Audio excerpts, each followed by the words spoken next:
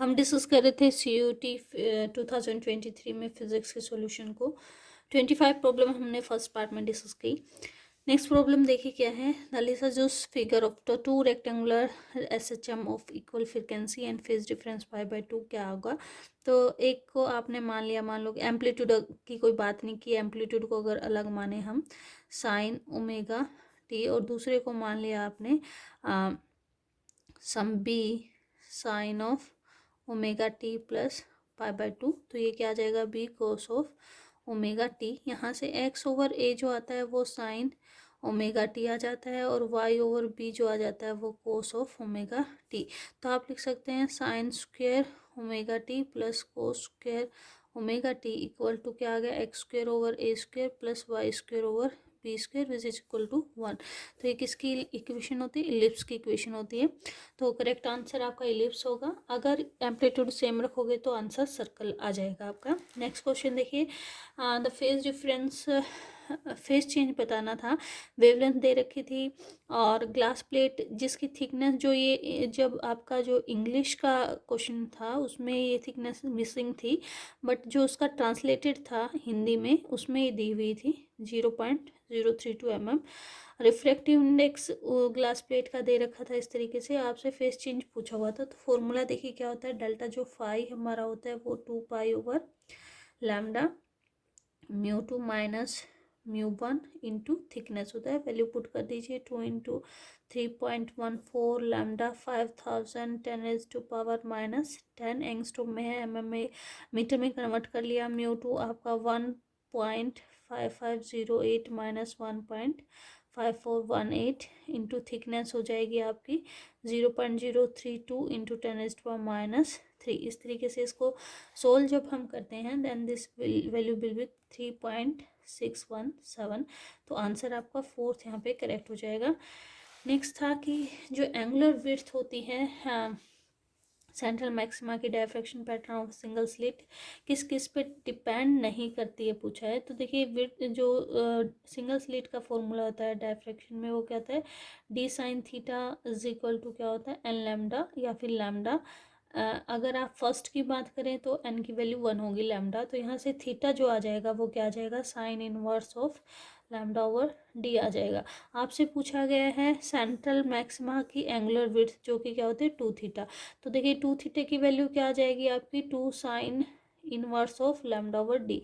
तो ये किस किस पे डिपेंड कर रही है, वेवलेंथ पे कर रही है, क्योंकि फ्रिक्वेंसी पे भी करेगी, और विड्थ ऑफ स्लिट पे भी करेगी। किस पे डिपेंड नहीं कर रही है, distance between slit and source capital D पे डिपेंड नहीं करती है। ये सी आंसर इसका करेक्ट हो जाएगा।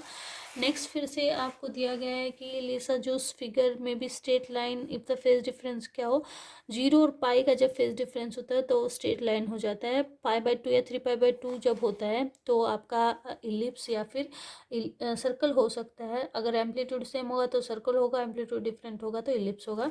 नेक्स्ट क्वेश्चन देखिए, if I naught is the intensity of the principal maxima in the single slit diffraction pattern then what will be the intensity when the slit width is double. तो intensity जो होती है वो proportional होती है width के square के। तो स्लिट विड्थ डबल जब हो जाएगी तो आई ओवर आई नोट किसके इक्वल आ जाएगा, v prime square over v square. तो ये आपकी जो इंटेंसिटी आ जाएगी वो आ जाएगी, ये तो 1 अगर आप मान के चले, this is the 4 time 4 v prime sorry v square over v square, ये कैंसिल होगी इंटू आई नोट, तो ये आ जाएगी 4 आई नोट। इस तरीके से आपका आंसर 4 यहाँ पे करेक्ट हो जाएगा। Kinetic energy of particle executing simple harmonic motion is. तो देखिए अगर काइनेटिक एनर्जी और पोटेंशियल एनर्जी के बीच का आप यहाँ पे ग्राफ ड्रॉ करें -x to x, और यहाँ पे काइनेटिक एनर्जी या फिर आप पोटेंशियल एनर्जी को यहाँ डिनोट करें तो आपका इस तरीके का शेप आता है। This is the curve for kinetic energy, और पोटेंशियल एनर्जी के लिए कर्व ये आती है। ठीक है, तो आपसे पूछा पहला ऑप्शन है मैक्सिमम एट इक्विलिब्रियम, ये तो करेक्ट है। इक्विलिब्रियम पे क्या है, मैक्सिमम है। कांस्टेंट है, कांस्टेंट नहीं है, वो वेरी कर रही है। मिनिमम एट एक्सट्रीम, एक्सट्रीम पे अगर काइनेटिक एनर्जी को देखें तो मिनिमम वैल्यू है, ये भी करेक्ट है, जीरो नहीं है, नेगेटिव भी नहीं है, तो ए और सी जो है वो करेक्ट हो जाएंगे। ऑप्शन ए यहाँ पे करेक्ट ऑप्शन हो जाएगा। नेक्स्ट क्वेश्चन में क्रॉस प्रोडक्ट दिया हुआ था, आपको बताना था एक्स वाई की वैल्यू क्या है। तो देखिए यहाँ पे क्रॉस प्रोडक्ट लगा दीजिए, ए क्रॉस बी इक्वल टू क्या आ जाएगा, आई जे के, और ए की वैल्यू है एक्स वाई 3, बी की वैल्यू है वाई एक्स और 2। हाँ, ये इक्वल टू आ जाएगा I cap into this term is 2y minus 3x minus J cap into में क्या आ जाएगा 2x minus 3y plus K cap into में क्या आ जाएगा X square minus Y square. इसको कंपेयर कर दीजिए वेक्टर सी से जो कि आपके पास गिवन था, -5 आई कैप प्लस 5 के कैप। तो यहाँ से आपके पास रिलेशन आ गई, आई के कंपोनेंट को कंपेयर करें तो 2y minus 3x equal to -5, और जे का कंपोनेंट इधर नहीं है तो जे का कंपोनेंट 0 हो जाएगा, 2x minus 3y is equal to 0। यहाँ से क्या आ गया, x इक्वल टू 3y/2 आ गया। ठीक है, थर्ड कंपोनेंट को कंपेयर करने की जरूरत ही नहीं है, दो ही वेरिएबल दो इक्वेशन से सोल्व हो जाएंगे। ये वैल्यू को उठा के यहाँ पुट कर दीजिए, तो 2y minus 9y/2 is equal to -5। यहाँ से y जो आ जाएगा आपका, this term will be 2, y2 आ जाएगा। y2 की वैल्यू को यहाँ पुट करेंगे तो जो x की वैल्यू वो क्या आ जाएगी, 3 आ जाएगी। तो ऑप्शन सेकंड यहाँ पे आपका करेक्ट ऑप्शन हो जाएगा। Next figure shown for Fraunhofer diffraction due to a single slit. If the first minima is obtained in the direction shown, then the path difference between first ray and third ray. देखिए जो minima बनता है वो तब बनता है जब path difference कितने का हो, λ/2 का हो। तो फ्राउनहोफर में हम ऐसे एक्सप्लेन करते हैं कि टोटल एरिया को आप दो जो है स्लिट में डिवाइड कर देते हैं। जो ये रे होगी इस वाले रीजन की इस रे के साथ λ/2 डिफरेंस से होगी। इसके जस्ट नीचे एक ऐसी रे होगी जो इसके जस्ट नीचे वाली रे से λ/2 से पार्ट डिफरेंस पे होगी। इसके जस्ट नीचे ऐसी रे होगी जो इसके जस्ट नीचे, इस सिमिलर मैनर में ये जो रे है इसके साथ λ/2 से होगी। आपसे 1 और 3 में पूछा है, ये इसके साथ λ/2 है, ये इसके साथ λ/2 है, तो टोटल क्या आ गया λ। तो 1 और 3 में कितना पार्ट डिफरेंस होगा, λ का पार्ट डिफरेंस होगा। नेक्स्ट क्वेश्चन जो था आप एक दो बार पढ़ते तो आपको समझ आ जाता कि जो इसका सीक्वेंस आएगा वो सेकंड आएगा। इसमें चार्ज क्वांटाइजेशन कह रखा है कि चार्ज जो है ना Na के इक्वल होता है। तो देखिए कैसी सेंस क्या बनती है, when the experiment was repeated for a number of times it was found that the charge determined in the each case was an integral multiple of elementary charge which reveal that charge is quantize. तो एक दो बार पढ़ते तो आपको समझ आता sequence क्या होना चाहिए था, दिस शुड बी CADB।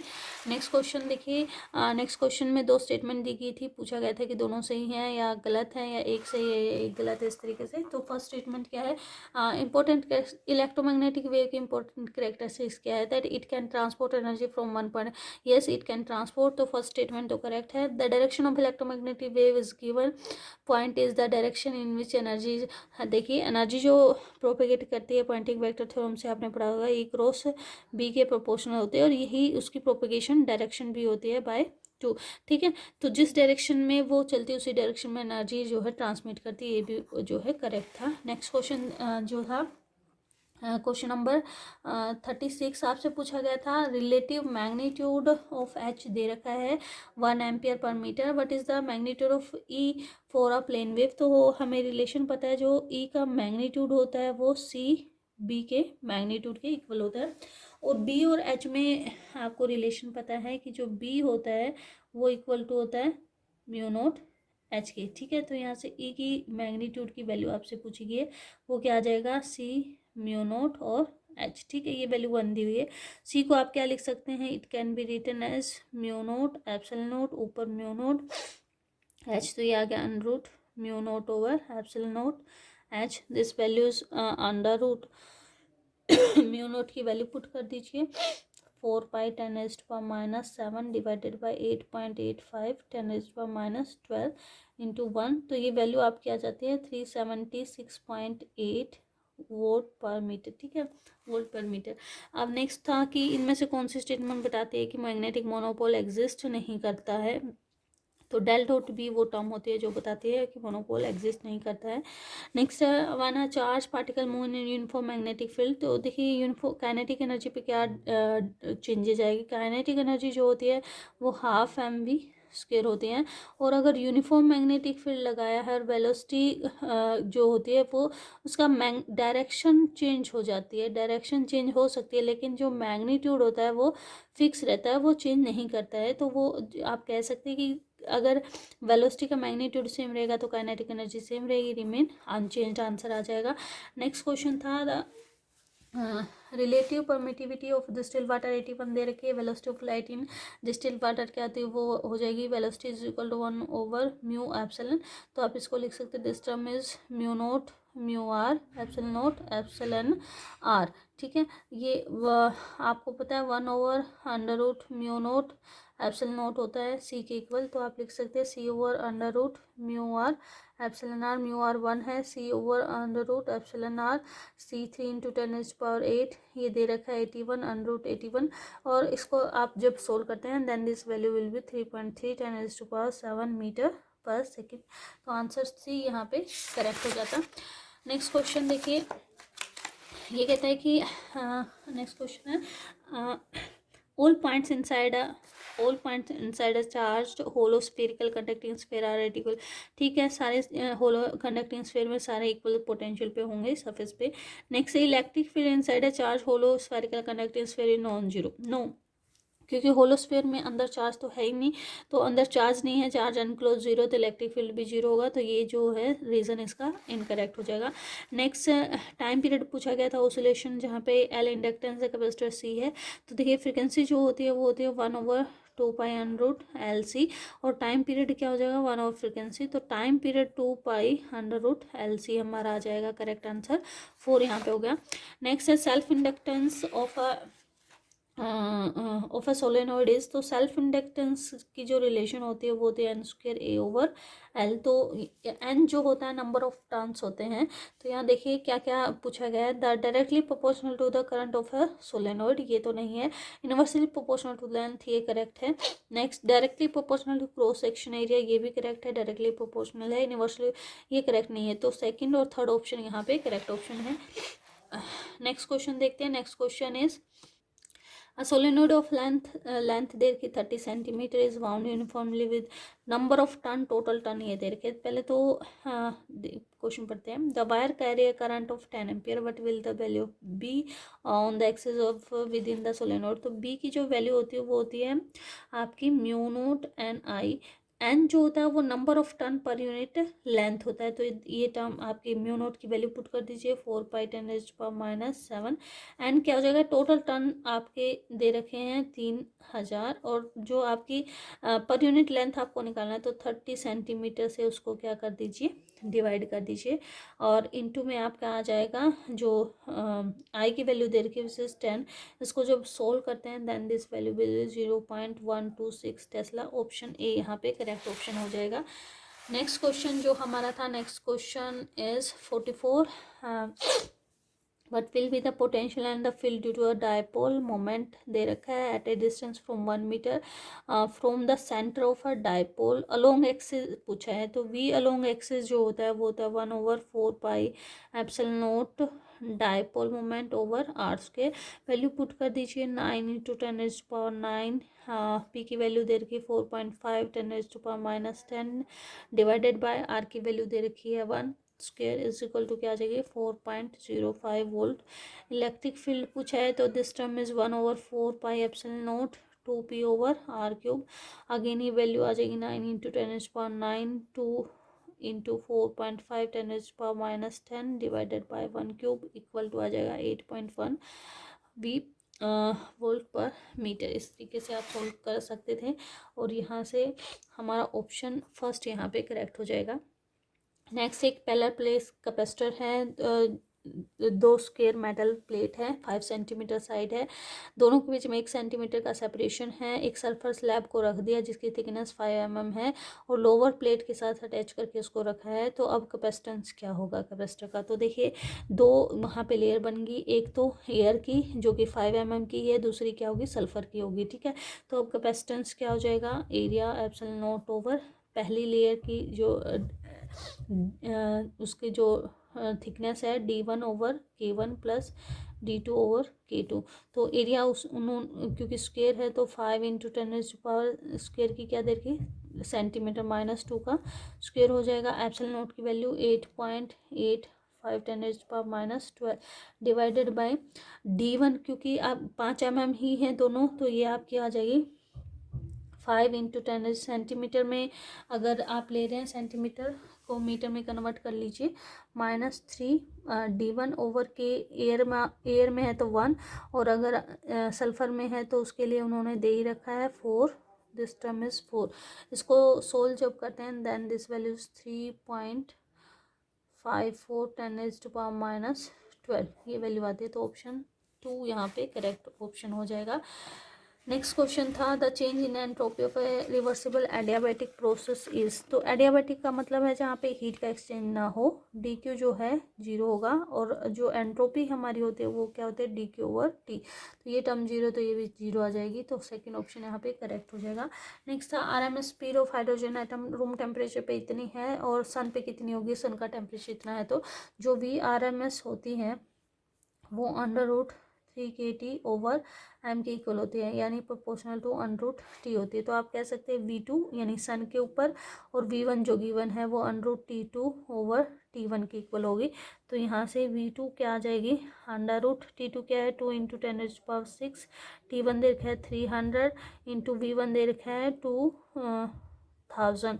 इसको सोल्व करते हैं। V2 इज नियरली 164,000 मीटर पर सेकेंड। ऑप्शन 3 यहाँ पे करेक्ट ऑप्शन हो जाएगा। नेक्स्ट क्वेश्चन है in Fermi Dirac state the particle are. Fermi Dirac fermions पे भी एप्लीकेबल होती हैं, और फर्मियंस क्या होते हैं, स्पिन हाफ पार्टिकल होते हैं, पोलर एक्सक्लूजन प्रिंसिपल को ओबे करते हैं, इंडिस्टिंग्विशेबल होते हैं। तो ऑप्शन फर्स्ट यहाँ पे करेक्ट हो जाएगा। नेक्स्ट क्वेश्चन था कि बॉयल्स टेम्परेचर और क्रिटिकल टेम्परेचर में क्या रिलेशन है। बॉयल्स टेम्परेचर क्या होता है, जिसपे कोई भी रियल गैस आइडियल गैस की तरफ बिहेव करती है। क्रिटिकल टेम्परेचर क्या होता है कि उस टेम्परेचर के ऊपर आप किसी गैस को लिक्विफाई नहीं कर सकते with the application of pressure. तो यहाँ पे देखिए TC जो हमारा होता है वो 8/27 A/RB होता है, और जो TB होता है वो हमारा होता है A/RB। तो यहाँ से लिख सकते हैं TC = 8/27 A/RB को TB लिख दिया। आपसे TB की टर्म में पूछा है तो ये आ जाएगा 27/8 TC। ऑप्शन फर्स्ट यहाँ पे करेक्ट हो जाएगा। नेक्स्ट क्वेश्चन में पूछा गया है कि what is the change in entropy when 10 gram of ice at 0 degree celsius is converted into water at the same temperature. Latent heat दे रखी है। तो देखिए जब फेज चेंज होता है तो जो हीट होती है वो लेटेंट हीट वहाँ पे कंज्यूम होती है।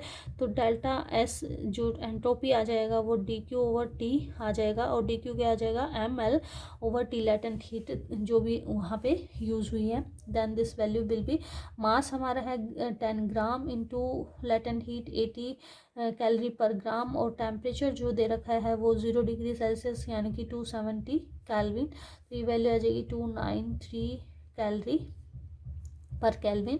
तो आंसर हमारा सेकंड यहाँ पे करेक्ट हो जाएगा।